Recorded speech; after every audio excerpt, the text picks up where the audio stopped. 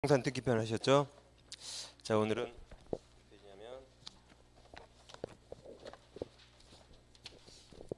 이제 220페이지입니다. 220페이지죠?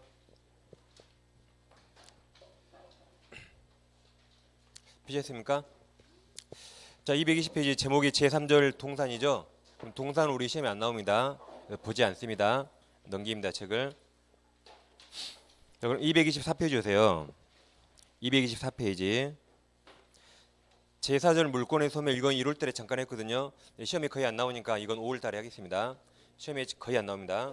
그래서 넘기세요. 막 넘기기가 기분 좋죠. 그 다음에 이제 234페이지 오세요. 234페이지. 이제 조물권에 나오는데 민법상 물권이 총 8개죠. 그중에 질권을 제외한 우리 7개가 시험에 나옵니다. 그중에 먼저 조물권을 하는데 우리가 조물이라는 거 처음에 생각해보지 않았거든요. 우리가 소유권, 전세권, 저당권 다 생각해봤죠. 조물권을 아마 학원 오기 전에 생각 안 해봤을 겁니다. 처음에는 이가 좀 어렵습니다. 왜냐하면 내용이 어려운 게 아니라 우리가 생각을 안 해본 거거든요. 처음에 접근을 잘 하셔야 됩니다. 그럼 일단 조물권이란 물건을 사실상 지배하면, 물건을 즉 가지고 있으면 사실상 지배하면 도둑놈도 인정됩니다. 도둑놈에게도 조물권이 인정됩니다. 예를 들면 갑소유 자전거가 있습니다. 이게 자전거예요. 갑소유 자전거를 내 건 내가 타죠. 타고 있다를 점유한다. 점유한다고 표현합니다. 그럼 소유권이 대표적인 본권이죠. 본권이란 점유할 수 있는 정당 권리입니다. 소유권이 있으면 점유할 수 있죠. 또 빌렸다면 점유할 수 있죠. 그런 걸 다 본권이랍니다. 그래서 소유권 본권이 있고 갑이 타고 있죠. 그럼 갑에게 점유권이 있는 겁니다. 그래서 현재 갑에게 두 가지가 있는데 이 중학생들이 자전거를 훔쳐옵니다. 훔쳤다를 절도에 있다, 절취에 따르죠. 그래서 중학생이 타고 다닙니다. 여기서 자전거 소유자 누구죠? 여전히 갑이죠. 도둑놈 소유자가 아니죠. 그럼 얘는 지금 점유하고 있지만 점유할 정당한 권리가 없죠. 일단 소유권 없죠. 그리고 소유자에게 빌린 것도 아니죠. 그러니까 도둑놈이라 점유할 정당 권리가 없습니다. 그러더라도 을이 타고 다니죠. 그럼 우리에게는 점유권이 있습니다. 그럼 박근 전까지 갑은 둘 다 있었거든요. 근데 을에게 점유를 뺐겠죠. 그럼 갑은 점유권을 상실합니다. 현재 본권은 갑에게 있지만 점유권은 누구한테 있죠? 을에게 온 겁니다. 이처럼 본권, 점유권은 아무 상관없어요. 따로따로 판단합니다. 이상하죠? 근데 도둑놈에게 물권, 점유권 인정해주죠. 왜 그러냐면 우리가 이제 공원에 앉아 있는데 공원에 있습니다. 우리 이거 도둑질 본 거 없어요. 그냥 공원에 중학생이 자전거를 타고 와요. 그럼 우리 무의식적으로 자전거 을 거겠지라고 생각하고 뭐 신경도 안 씁니다. 이걸 본 적 없으니까. 근데 이러고 있는데 키 큰 고등학생이 와서 야 내가 탈게 대가리 때리고 자전거 뺏어와요. 자전거를 점유를 침탈해 옵니다. 그래서 키 큰 고등학생이 여기서 막 타고 놀아요. 우리 이 파랑새 여기 이 광경을 목격했습니다. 우리 인평 보고 한마디 하죠. 그죠? 저 썩을 놈 해야 하네요. 썩을 놈 하죠. 그리고 쌈 잘하면 가서 뺏어옵니다. 근데 혹시 맞을까봐 경찰에 신고해요. 그럼 경찰에 오면 어떻게 할까요? 뺏어서 을 주겠죠. 이게 점유권입니다. 따라서 도둑놈이더라도 물건을 평화롭게 가지고 있죠. 그 평화로움을 깨뜨렸죠. 그럼 점유권은 보여준 겁니다. 그래서 도둑놈이더라도 물건을 가지고 있으면 법적 권리에 부합니다. 이걸 말한다. 점유권 그래요. 분명히 경찰로 뺏어서 을 주거든요. 이렇게 평화롭게 가지고 있는 걸 보호한 게 점유권입니다. 이처럼 물건을 지배하고 있으면 도둑놈이더라도 점유권 있는 겁니다. 그래서 본권과 아무 상관없어요. 따로따로 판단합니다. 그럼 234페이지 제1절 조미제도가 있죠. 아래 양가로 1번 사회적 의의가 있죠. 거기 7줄 다 체크하고 읽어보세요. 오른쪽입니다. 자, 2번 점유권이 있습니까? 그럼 192조가 있는데 자 물건을 사실상 지배하면 도둑놈이라도 점유권이 있습니다. 지배하면 도둑놈이더라도 점유권이 있어요. 점유권이 인정이 됩니다. 그러다가 지배를 상실하면 점유권은 곧바로 소멸합니다. 소멸하는데 점유를 반환 청구해서 점유를 해소했다. 다시 점유를 회복하면 그럼 점유권이 소멸하지 않은 것이 돼요. 점유권이 쭉 연결시켜줍니다. 이건 법에서 인정하는 걸 외우셔야 돼요. 그래서 점유권이 소멸이 아닌 것처럼 쭉 연결이 됩니다. 그럼 연결된다는 점유권이 살아난다요, 되살아난다요? 되살아나는 겁니다. 소멸하지 않는 것처럼 쭉 연결이 되는 겁니다. 그럼 우리가 다음에 유치권을 하거든요. 이건 예습입니다. 유치가 점유란 말입니다. 그래서 유치권도 똑같아요. 점유를 상실하면 유치권 소멸하는데 점유를 해소해 오면 유치권은 되살아난 겁니다. 똑같습니다. 그럼 192조 보세요. 자, 1항 물건을 사실상 지배에 동원하십니다. 지배한 자는 점유권이 있다. 2항 보세요. 점유자가 물건에 대한 사실상 지배를 상실을 동원하세요. 상실한 때 점유권이 소멸하죠. 그러나 204조가 좀 이따 점유물을 파는 청구입니다. 즉 점유회수 청구권이에요. 204조가. 그래서 204조 규정호에서 다음 점유회수 동원하십니다. 점유회수한 때는 그러하지 아니하다가 무슨 말이죠? 소멸하지 않은 것으로 본다. 그죠? 그러니까 쭉 연결이 돼요. 그럼 살아난다, 되살아난다, 되살아나는 겁니다. 그대로 이제 외우시는 겁니다. 그럼 그 밑에는 전혀 볼 필요 없습니다. 책을 넘기세요. 236페이지 위쪽에 판례 하나 있습니까? 판례가 있는데, 자, 건물이 하늘에 떠다닐 수 있습니까? 건물은 반드시 뭐가 필요하죠? 땅, 토지가 필요하죠. 그래서 건물은 반드시 토지가 필요하기 때문에 건물 부지 있죠. 건물 부지의 점유자는 건물 점유자가 아닙니다.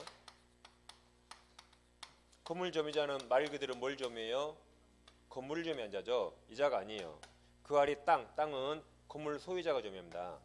건물을 소유하려면 반드시 토지가 필요하죠. 그래서 건물 소유자가 그 땅 점유자고 이 사람이 아닙니다.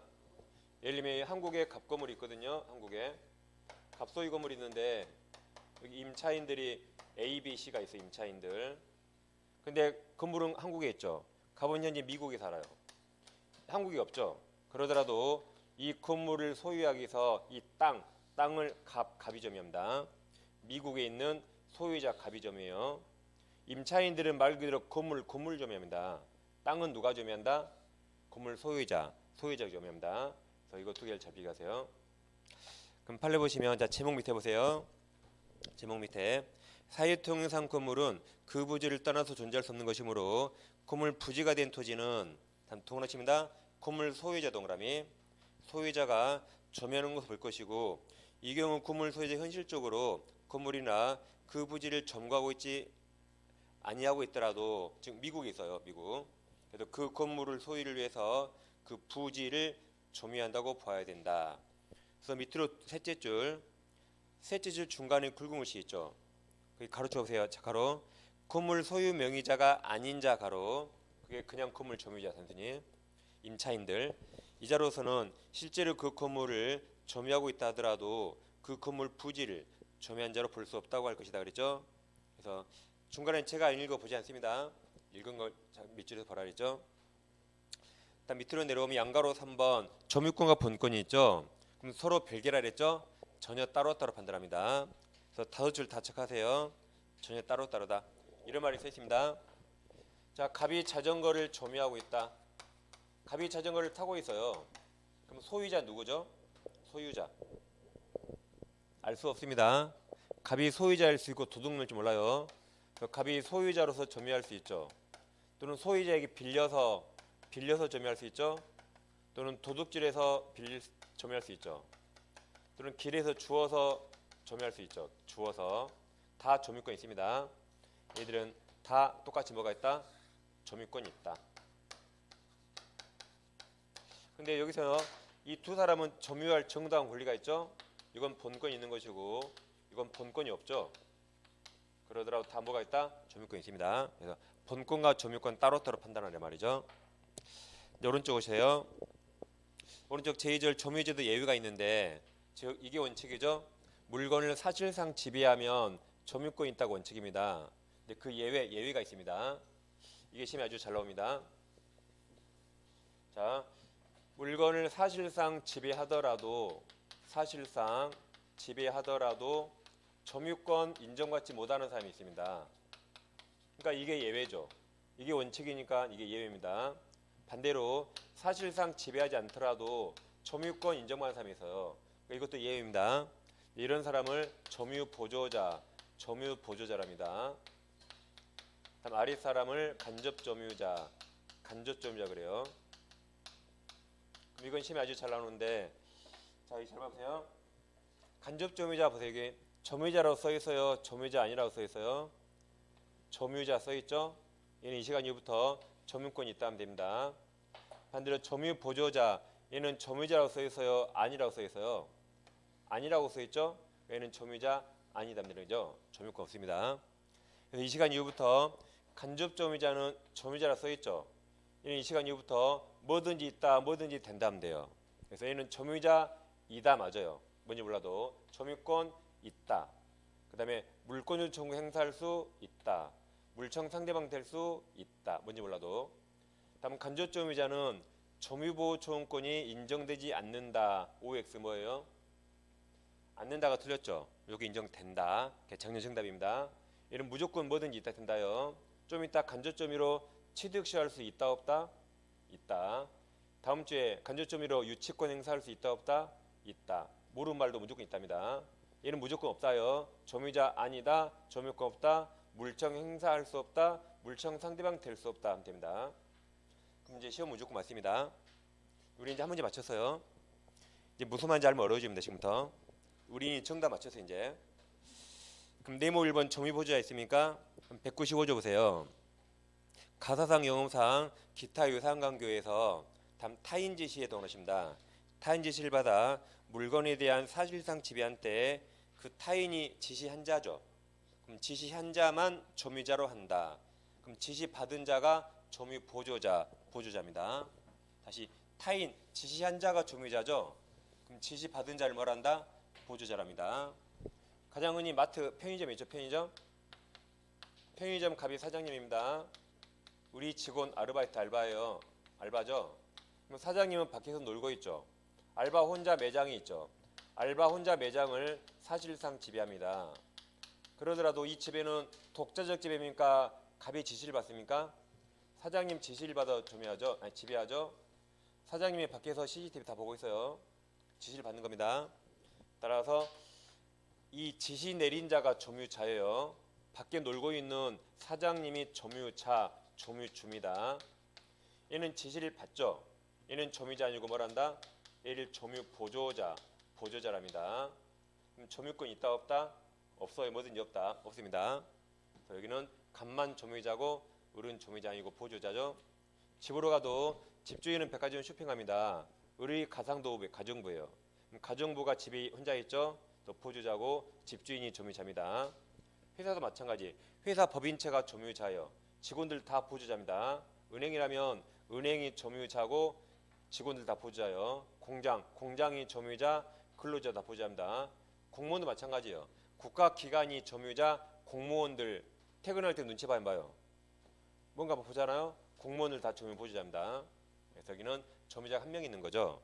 그리고 뭐든지 없다 안 된다면 되는 겁니다. 자, 그럼 법조 밑에 양거를 본 의의가 있죠. 그 다섯 줄 다 체크하세요.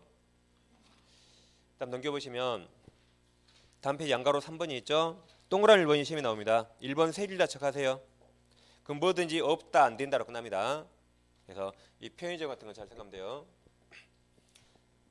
요즘엔 알바 없는 편의점 본신 적 있나요? 알바 없는 편의점 봤어요? 무인 편의점 안 가봤어요? 무인 텔을 많이 봤죠? 요즘 무인 편의점 있어요. 거기는 보조자 없는 겁니다. 안 가보셨구나. 무인 편의점 가면 그러니까 보통 야간에 직원 없어요. 새벽에. 그러면 신용카드를 대면 문이 열려요. 그럼 내가 물건을 훔칠 수가 없어요. 내 신용카드 정보가 찍혀 있으니까. 그래서 내가 혼자 결제하고 나오는 겁니다. 가끔 새벽에 심야 같은 데 한번 그런 게 있더라고요. 그러니까 낮에는 손님이 많으니까 알바가 있는데 저녁에는 인건비 아끼려고 그런 게 하는 게 있더라고요. 아무튼 점유 보조자는 점유자 아니다 하시면 되겠고, 그 다음 이제 238페이지죠. 중간에 네모 2번 간접 점유 보세요. 갑자기 막 부럽죠. 막 가슴이 벅차올라요. 간접 점유면 그러죠. 자 194조 보세요. 그러니까 제가 민법책에 있는 단어 중에 이 단어를 제일 좋아해요. 간접 점유 제일 좋아합니다. 194조 지상권, 전세권, 질권 사용대차가 무상이죠. 공짜로 빌려준 거 무상. 다음 임대차가 유상이죠. 돈 받고 빌려준 거죠.